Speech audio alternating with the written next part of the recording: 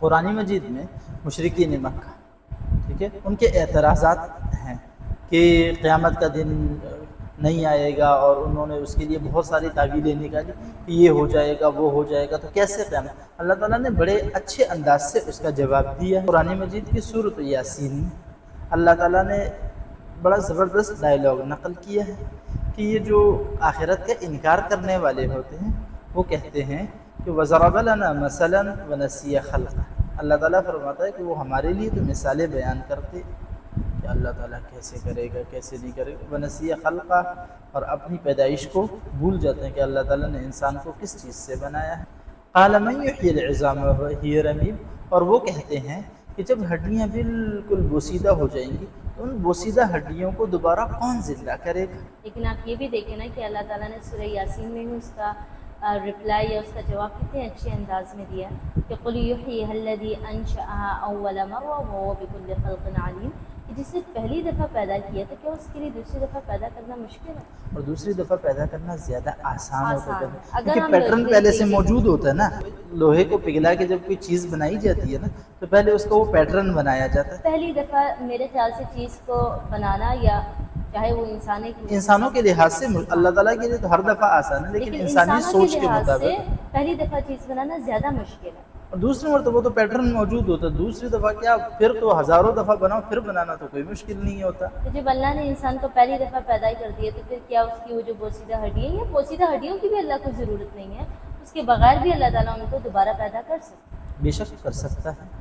آج کے زمانے میں اگر آپ دیکھیں تو وہ سائنٹسٹ جو ہے وہ ایٹم کو توڑ کے اس سے کیا کیا بنا رہے ہیں، پھر آپ ڈی این اے وغیرہ کو دیکھیں، اگر انسان اتنے کام کر سکتا ہے کہ اللہ تعالیٰ کے لیے دوبارہ بنانا کوئی مشکل کام ہے؟ بالکل بھی نہیں۔ ہرگز مشکل نہیں ہے۔ اور آج کل کا یہ جو یولو کنسیپٹ ہے، یہ بھی اسی کا رزلٹ ہے کہ وہ کہتے ہیں کہ یو لیو اونلی ونس، کہ آپ صرف ایک دفعہ جئیں گے اور اس کے بعد کچھ بھی نہیں ہے، اور دنیا میں آپ چل کریں، انجوائے کریں۔ لیکن اسلام کا کنسیپٹ اس کے مقابلے میں یہ ہے کہ ہاں آپ دنیا میں انجوائے کریں، چل کریں، لیکن اسلامی حدود کے اندر رہتے ہوئے، کیونکہ یولو نہیں، یعنی یو لیو اونلی ونس نہیں، بلکہ یو لیو اونلی ٹوائس، تمہیں دو مرتبہ جینا ہے، ایک مرتبہ دنیا کے اندر، ایک مرتبہ آخرت کے اندر۔ اور اسلام کا آخرت کنسیپٹ جو ہے یہی وہ ہے۔ تو پھر ابدی زندگی ہے، یہاں والی تو ٹیمپرری یا ختم بھی ہو جائے گی، کسی کی 10 20 30 40 جتنی بھی ہے، لیکن وہاں کی جو زندگی ہے اسے تو پھر ختم بھی نہیں ہوگی۔ ہاں وہ حقیقی زندگی ہے۔ اور اس موضوع پہ جہاں ہم نے یہ بات کی کہ آخرت کا انکار کیوں کرتے ہیں، تو ایک آیت میرے ذہن میں آئی، قرآن مجید میں اللہ تعالیٰ نے ارشاد فرمایا کہ بل یرید الانسان لیفجر امامہ یسأل ایان یوم القیامہ، کہ انسان چاہتا ہے کہ وہ جو ظلم، گناہ وغیرہ چیزیں دنیا کے اندر کرتا نا، کہ اس کو کرتا رہے، اس کو کنٹینیو رکھے، اور پھر یہ بھی پوچھے کہ قیامت کب واقع ہوگا۔ ہاں تو اللہ تعالیٰ ان اللہ عنده علم الساعہ، قیامت کا علم تو اللہ کے پاس ہے، اور شاید وہ قیامت قریب ہی ہے۔ اچھا، اگر دیکھا جائے تو اگر کفار مکہ تھی، یہ جتنے بھی اس سے پہلے کفار گزرے ہیں، وہ سب یہ پوچھتے تھے کہ قیامت کب واقع ہوگی، تو اللہ تبارک و تعالیٰ کی آیت ہے قرآن مجید میں کہ ان اللہ عنده علم الساعہ، عنده علم الساعہ، کہ قیامت کا علم جو ہے وہ صرف اللہ تعالیٰ کے پاس ہے، ایون کہ پیغمبر کو بھی غیب کا علم نہیں۔ اب وہ لوگ یہ سوال کیوں کرتے تھے؟ ذہن میں آتا نا کہ وہ قیامت کے بارے میں بار بار اس لیے پوچھتے تھے کہ انہیں بھی اس بات کا علم اور پتہ تھا کہ قیامت کا جو حقیقی علم ہے وہ تو اللہ کے پاس ہے۔ اب نبی ہمیں اس کا کوئی جواب نہیں دے سکے گا، تو ہم نبی کو جواب کر دیں گے کہ دیکھو تم بڑے نبی بنے پھرتے ہو نا، تو بتاؤ قیامت کب آئے گی؟ آگے سے وہ کہے گا کہ جی قیامت کا علم تو اللہ کو ہے، مجھے تو نہیں معلوم قیامت کب آئے گی۔ تو پھر ہم سوال کریں گے کہ جب تجھے قیامت کا معلوم نہیں ہے تو ہم کیسے یقین کر لیں کہ قیامت آئے گی؟ اور اللہ تعالیٰ نے قرآن مجید میں ایک جگہ یہ بھی فرمایا کہ وَمَا يُدْرِكَ لَعَلَّ السَّاعَةَ قَرِيبٌ، اور تمہیں کیا معلوم کہ شاید وہ قیامت قریب ہی ہو۔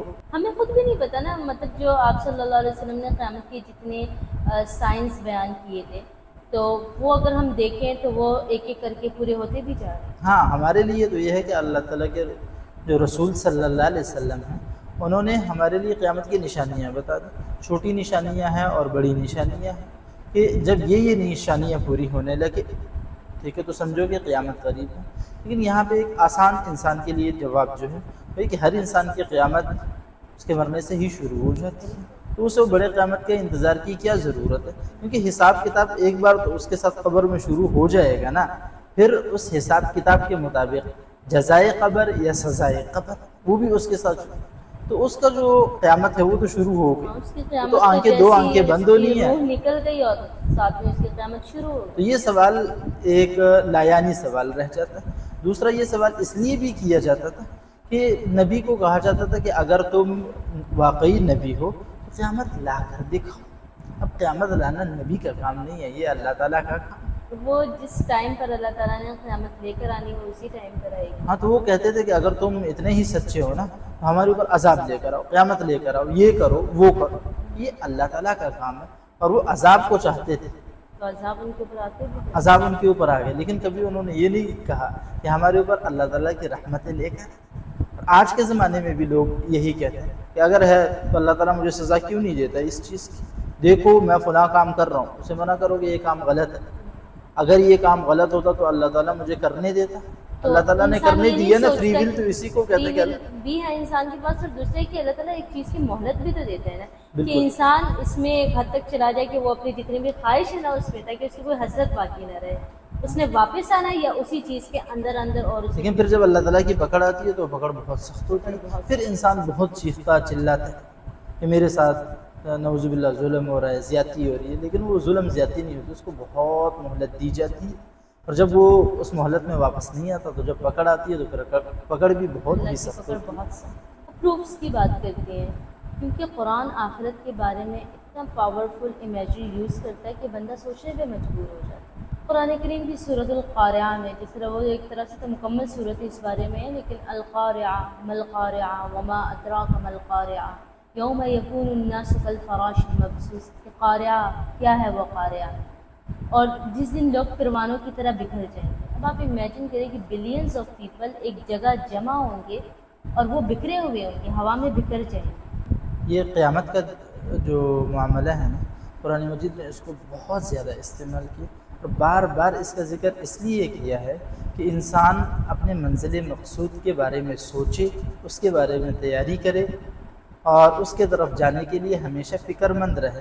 خاص کر قرآن مجید کا جو آخری حصہ ہے، یعنی جو آخری صورتیں ہیں، جو طویل صورتیں نہیں ہیں بلکہ شارٹ سوراز جو ہیں، اس میں اکثر قیامت کا ہی ذکر ہے۔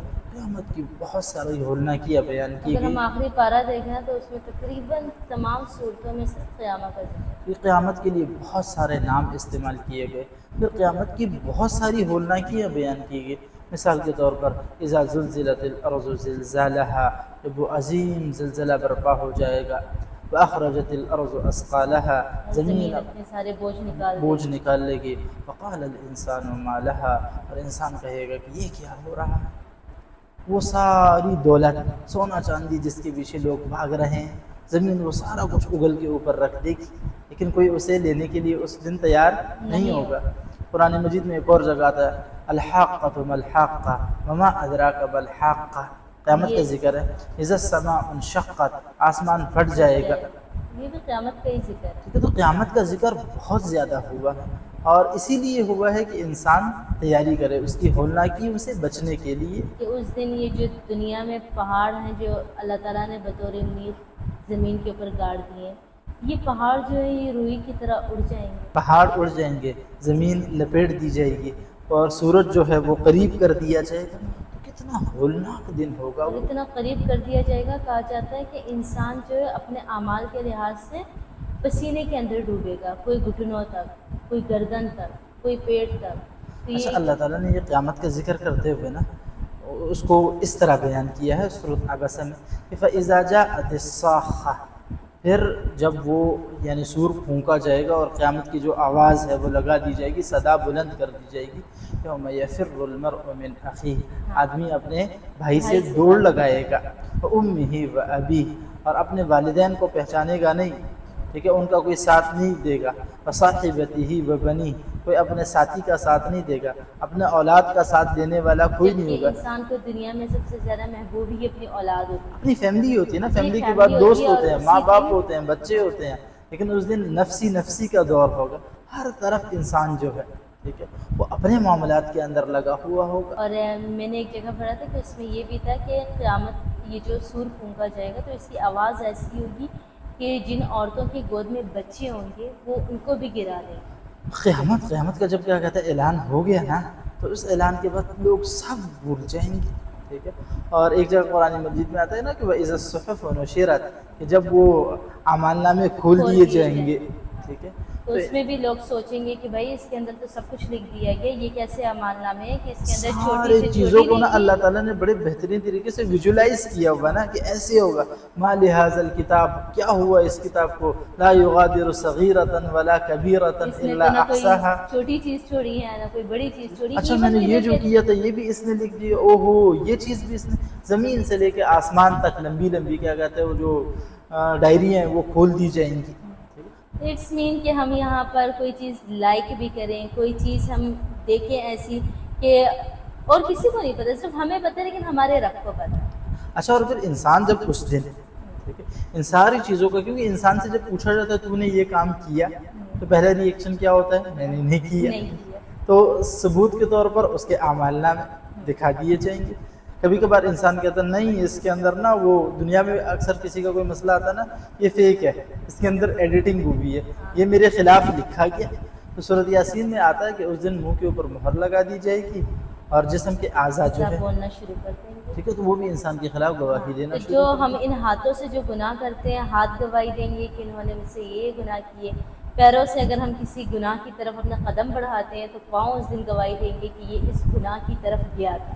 زبان پر تو چلو مہر لگا دی جائے اور گی. انسان کہے گا کہ تجھے کیا ہوا، تو اپنے خلاف ہی گواہی دے رہی ہے، کیونکہ سزا تو انہی اعضاء کو ہونی ہے نا. لیکن اعضاء کہیں گے آج کے دن اللہ تعالیٰ نے ہمیں بولنے کی استطاعت دی ہے، ہم تو حق اور سچ کی الگ گواہی دیں گے. بس اتنا ہولناک دن ہوگا. حدیث شریف میں آتا ہے کہ یحشر الناس یوم القیامہ حفاۃ عراۃ. اس دن لوگ میدان محشر کے اندر جب کھڑے ہوں گے تو ان کے جسم پر کپڑے نہیں ہوں گے. دنیا میں بندہ امیجن اس چیز کو نہیں کر سکتا، لیکن اس دن کوئی بھی انسان سر ہلا کے دوسرے کی طرف نہیں دیکھے گا کہ دوسرے کے ساتھ کیا معاملہ ہو رہا ہے کیا نہیں ہو رہا، بلکہ ہر بندے کو اپنی پڑی ہوگی. لیکن اگر انسان دنیا میں تیاری کرے اس آخرت کے لیے. دیکھیے جب ہم ان باتوں کا تذکرہ کرتے ہیں نا تو یہ ریمائنڈرز ہمیں اسکیری لگتے ہیں، لیکن اصل میں یہ ہمیں موٹیویٹ کر رہے ہیں. موٹیویٹ کرتے ہیں کیونکہ حدیث شریف میں آتا ہے کہ اس دن کہ اللہ تعالیٰ کے عرش کے سائے میں کچھ لوگ بڑے چل اور اطمینان سے بیٹھے ہوں گے. ان کے اوپر کسی قسم کا غم نہیں ہوگا، ان کے اوپر کسی قسم کی تکلیف نہیں ہوگی. اور قرآن مجید میں بھی اللہ تعالیٰ نے بارہا مومنین کا ذکر کرتے ہوئے یہ کہا کہ اس دن تمہارے اوپر کوئی غم نہیں ہوگا، کوئی پریشانی تمہارے لیے نہیں ہوگی. صرف کیا کرنا ہے، تیاری کرنی ہے، نیک اعمال کرنے ہیں، بس. اللہ تعالیٰ سے دعا ہے کہ اللہ تعالیٰ ہمیں انہی لوگوں میں شامل. آمین.